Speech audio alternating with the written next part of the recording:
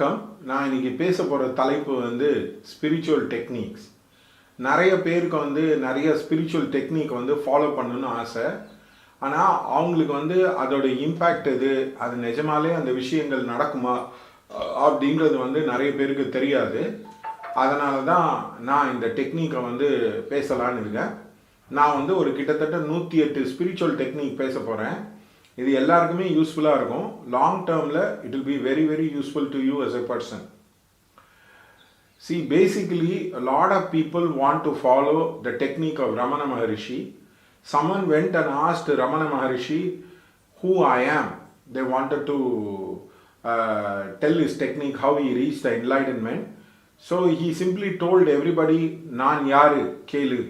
He asked everybody, ask who I am. Now that has become like the watchword, and many people try to do the technique on the sadhana. I have also tried doing the technique, but I found a lot of problem with that technique. First of all, when the master is living and when the master initiates you in a technique, it is of a different level and caliber across. Somebody went to one of the very great Rinpoches and says, are you enlightened? Can you help me in enlightenment? He says, look at the sky and become one with it. And that man did it, and immediately he got enlightened. So the problem is, what works in the presence of a teacher is very, very different from what works away from the teacher. The teacher, Ramana Bhagavan, is dead and gone. So whatever, in what context he said, what he said to other people, now many people don't understand. I have seen this thing again and again in Ramana Ashram. There is no discipline, there is no everyday meditation, there is no doing that. At the most, many of them try to do the vipassana of watching the breath across. But you please understand, for Advaita sadhana, you need a tremendous understanding. There are 4 understanding you need to have. You have to understand Brahma Satya Jagan Mithya, which means the world is an illusion, only Brahma is real. The second understanding will come if you treat life as full of old age, sickness, death and pain. Meeting and parting leads to permanent suffering. So unless you come to the as attitude like Gautam the Buddha, that all life leads to suffering and desire is the root cause of suffering, you cannot do Advaita sadhana. And the third thing is, you need to have a strong mind. Some people are very emotional, some people are very power centric, some people are body centric, some people understand God better through sex and alcohol. So each of the people have a variation in their sadhana. Now you can decide the sadhana based on your swabhavam and your prakriti.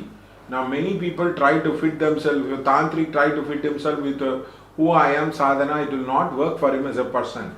So the second problem with this sadhana is that whether it suits your swabhava, whether you can transcend the human limitation using that. And the third thing is the encountering of the death. The black vortex will open up and the people will pass through the dark night of the soul. In fact, Bhagavan Ramana talks about his encounter with the death as if it was such an easy thing. Now what he was doing is the technique called dying. Franz of Assisi says, in dying that you are born to a greater self. Literally he went through the death vortex like the Shavsadhan and came back alive after that as a person. Now also you need to look at the mind objectively and dissolve the vasana, samskara and the what you call swabhava.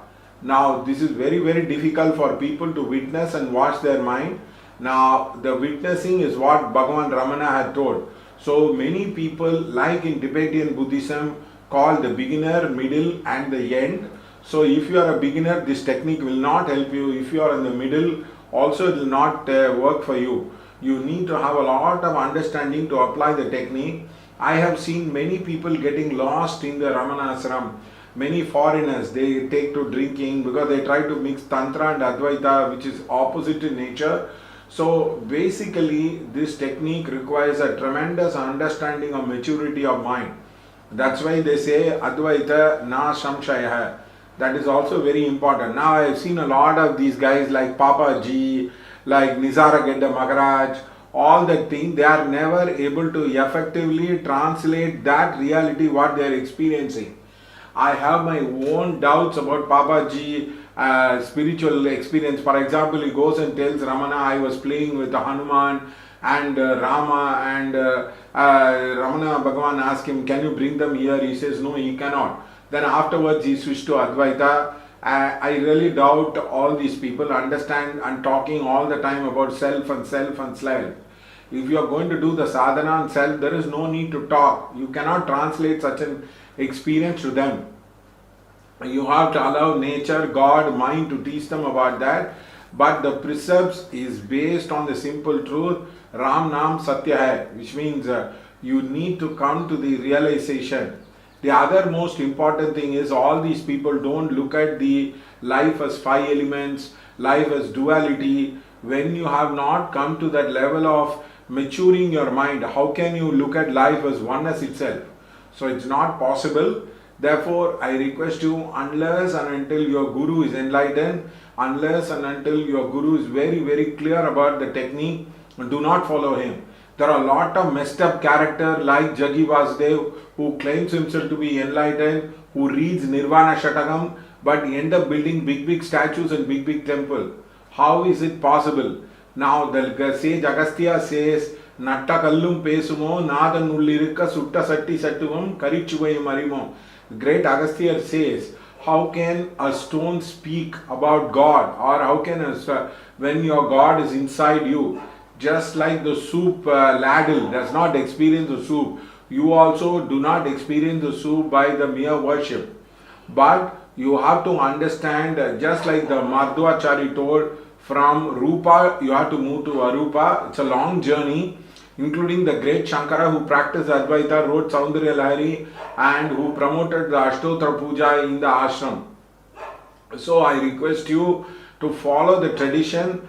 Unless and until you do this, all these people, the so-called modern gurus, are all want to say that they are enlightened, that they went there, it was like a cup of tea, they get enlightened. I don't think so. It is the truth, because most of them want to make money, make a big name, want to jump into the car, and they don't have any niyama and yama. So please be very, very careful about this. Many of them start with the Advaita and they end up in the possibly the bizarre manner like starting Ayurveda. See the life of Ramana Bhagavan. He never started anything because his understanding was supreme and complete. He never tried to do anything. So this who I am technique requires a lot of maturity, and it requires a direct intervention of a living master, a master who is alive or the master who is enlightened. You cannot understand this technique by reading a book. I asked Swami Shantananda, he says, you chant it like a mantra, you understand? No, it was never possible. You need the mind to be mature to accept this technique. It is like doing bungee jumping, or it is like playing in test match level.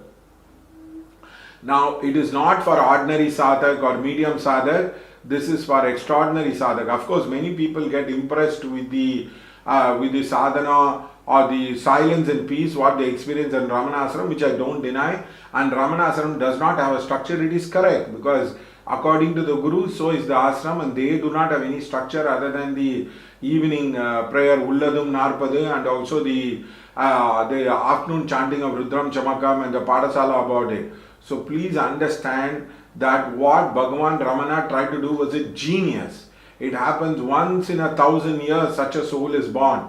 He got enlightened, he removed his dress, he became Digambar, he gave up his need for clothes, need for money, need for making a livelihood. He did not have a career, he did not get married, he just went and sat and sat.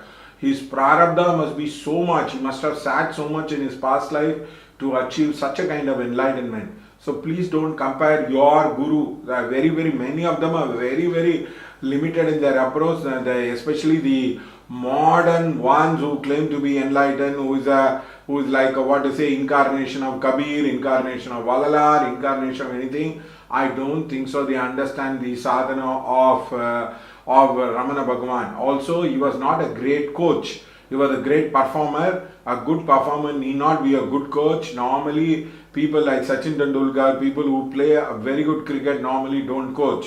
So if you need a very good coach, then Bhagwan Ramana is not the ideal one. His character is impeccable, his performance is impeccable. Now many of the so-called people in the Ramana Ashram City talk about the inner guru, which I will be talking to you at a later point of time. The awakening of the inner guru and all that thing, it takes a lot of time and awareness. Therefore, please be careful of this technique who I am, and generally reading Nirvana Shatakam of Adi Shankara is only a misguidance, because many people say there is no morality, you can do whatever you want. No, the law of karma will operate. Unless and until you are very, very clear, you cannot indulge in various things. And many people who have very disturbed family life end up in the ashram. They hate their father, they hate their mother, they want to run about it. Now Advaita sadhana is based on compassion. Just like Gautam the Buddha said, I want to get enlightened because I want to remove the misery of the world. Now if you are going to do this sadhana for selfishness, I have seen many people getting confused. In fact, I had an experience with a particular sadhu who was doing this technique. He showed me the horoscope. I told him he will be getting married. He was so skeptical. In fact, the entire Ramanasram felt he was the next Ramana. The way he was meditating, the food used to go from Ramanasram, and he never used to allow people. And suddenly one day he fell in love, because his mind could get influenced by so many people. Women go on projecting, I want to sleep with him, I want to sleep with him. His niyama broke, and his sexual urges and hormone got better of him. Venus Dasa started, his life changed. So please understand this. Who I am is the most dangerous technique in the world. It looks too simple and it looks too easy, and it is not possible for many people to follow it. I wish you all the best. I'll be talking about a series of technique and my experiences on that, and how it will be very, very helpful to you. Please share this video, because many of the people are confused. I don't have time to take personal students and private students to train them and coach them. My life itself is, I don't have enough time for my sadhana, so please do excuse me on that. Thank you so much.